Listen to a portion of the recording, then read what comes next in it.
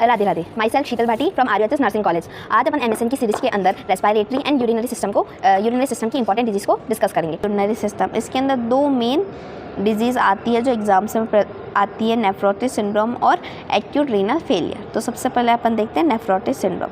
Nephrotic syndrome एक ऐसी type of disease है किडनी की जो कि ग्लोमेरुलर परमेबिलिटी उसको इंक्रीज़ कर देगी, जिसकी वजह से अगर ग्लोमेरुलर परमेबिलिटी बढ़ गई तो जो स्पेसेस हैं वो बढ़ गए, तो जिसकी वजह से जो प्रोटीन है वो रिलीज़ होगा, प्रोटीन भी उसके अंदर फिल्ट्रेट हो जाएगा, जिसकी वजह से प्रोटीन यूरिया होगा। और अगर प्रोटीन यूरिया में निकल रहा है तो ब्लड के अंदर एल्बुमिन भी प्रोटीन है, उसकी कमी हो जाएगी, जिसकी वजह से हाइपो एल्बुमिनिया कहेंगे। और अगर प्रोटीन कम हो गया तो अपनी बॉडी कंपनसेटरी मैकेनिज़्म के द्वारा लिपिड्स को तोड़ेगी, लिपिड्स को तोड़ने की वजह से हाइपरलिपिडीमिया हो जाएगा और इडीमा। और प्रोटीन कम होगा तो एंकोटिक प्रेशर कम हो जाएगा और जिसकी वजह से इडीमा कॉज होगा। इसकी ईटियोलॉजी की ऑटो इम्यून रिएक्शन की वजह से, एंटीबॉडी रिएक्शंस की वजह से होता है। स्टेपोकोकल इन्फेक्शन हो जाए या ड्रग्स जो पेनिसिलिन, कैप्टोप्रिल जो एंजियोटेंसिन कन्वर्टर एंजाइम है उसका एग्जाम्पल है, उसकी वजह से ये कॉज हो जाती है। देन इसकी पैथोफिजियोलॉजी की ईटियोलॉजिकल फैक्टर्स की वजह से जो ग्लोमेरुलर है उसमें डैमेज हो गया, डैमेज की वजह से परमेटिबिलिटी बढ़ गई, जिसकी वजह से प्रोटीन की कमी हो गई ब्लड के अंदर और लीवर ने सिंथेस किया और ज़्यादा लाइपोप्रोटीन, जिससे हाइपरलिपिडीमा, जिसकी वजह से ऑन्कोटिक प्रेशर कम हुआ और इडीमा कॉज हो गया। इसके क्लिनिकल मैनिफेस्टेशन तीन तो कॉमन है, हाइपो एल्बुमिनिया, प्रोटीन यूरिया, हाइपरलिपिडीमा और इडीमा, ये तो कॉमन है। इडीमा भी इसमें अंदर जो डिपेंडेंट एरियाज है जैसे कि एडी के अंदर हो गया, एंकल्स के अंदर इडीमा होगा और पेरी ऑर्बिटल जो आइस के अराउंड है उस तर इडीमा होगा। एंड हेडेक होगा, वेट गेन, इडीमा हुआ, बॉडी के अंदर फ्लूइड जमा है, इसकी वजह से वेट गेन हो सकता है अपन को। दैन क्लिनिकल मैनिफेस्टेशन इसकी history taking, physical examination, protein electrophoresis, liver function test, LFT, kidney biopsy, MRI, USG करेंगे। दैन मैनेजमेंट के अंदर आएगा डायूरेटिक्स, जो भी इडीमा है बॉडी के अंदर, तो इडीमा को निकालने के अपन डायूरेटिक्स देंगे, जिसके एग्जाम्पल्स है फ्रूशामाइड्स हो गया। दैन ACG इनिबिटर जो प्रोटीन यूरिया को कम करेगा, जिसके एग्जाम्पल है कैप्टोप्रिल है, एनालप्रिल है। इम्यूनोसप्रेशन देंगे, इन्फ्लामेशन जो भी इन्फ्लामेशन होती है उसको कम करने के लिए, और न्यूट्रिशन थेरेपी देंगे। और न्यूट्रिशन थेरेपी के अंदर देंगे कि अपन कैलोरीज को ज़्यादा दें, प्रोटीन्स को अपन बढ़ाएं, ये सारी डाइट के अंदर अपन को न्यूट्रिशनल थेरेपी में ध्यान रखनी होती है। देन नर्सिंग मैनेजमेंट में है कि उसका जो भी इनपुट आउटपुट चार्ट है, यूरिनरी डिजीज़ के अंदर अपन को इनपुट और आउटपुट चार्ट का बहुत ध्यान रखना होता है। उसका जो वेट है उसको मेज़र करना और जो भी उसकी पोजीशन है बार बार चेंज करना, जिसकी वजह से जो भी है प्रेशर सोर्स ना हो जाए।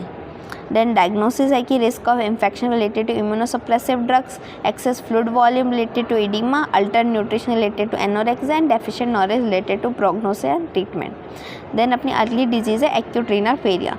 एक्यूट रीनल फेलियर जो होती है उसके अंदर rapid loss of kidney function, जो किडनी के फंक्शंस है वो उसका लॉस हो जाना उसकी, और ये फ्रिक्वेंटली एसोसिएट, मतलब कि जो इसके कैरेक्टराइज है कि जो blood urea nitrogen BUN and creatinine body के अंदर बढ़ जाना, और ये मतलब रिवर्सिबल है। अगर ये रिवर्सिबल नहीं हो तो ये आगे कॉज करते हैं chronic renal failure.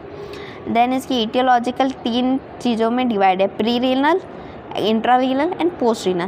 Pre renal जो होता है जो रीनल सिस्टम के ऊपर हो, जो शॉक्स में प्रेजेंट होते हैं नॉर्मली, वो हार्ट से रिलेटेड हो गए, hypovolaemic shock, anaphylactic shock, cardiogenic shocks. Then intra renals में आ गया जो किडनी से रिलेटेड हो, जैसे नेफ्रोटॉक्सिक ड्रग्स ले ली, या ग्लोमेरुलोनेफ्राइटिस हो गया, हाइड्रोनेफ्रोसिस हो गया, पाइलोनेफ्राइटिस हो गया। एंड देन पोस्ट रीनल हो गया जो किडनी के बाहर जो ब्लैडर यूरेटर उनमें ऑब्स्ट्रक्शन हो गया, ट्यूमर होगा, उसकी वजह से ARF कॉज हो जाना।